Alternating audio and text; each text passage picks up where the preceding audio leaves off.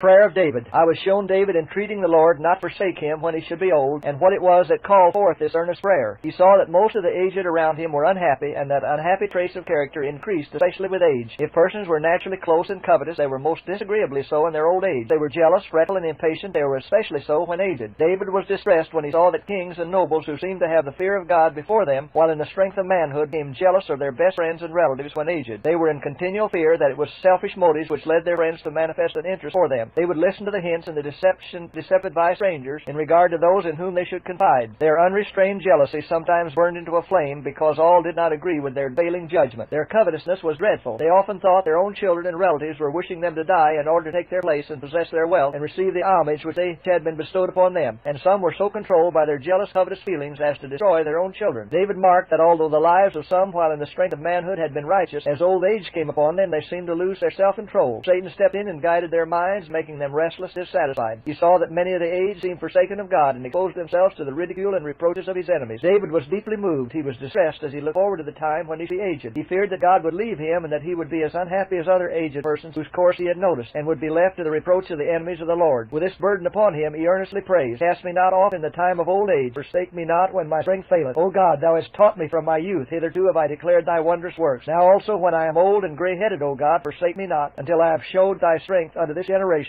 and thy power to every one that is come. Psalm 71, 9, 17, and 18.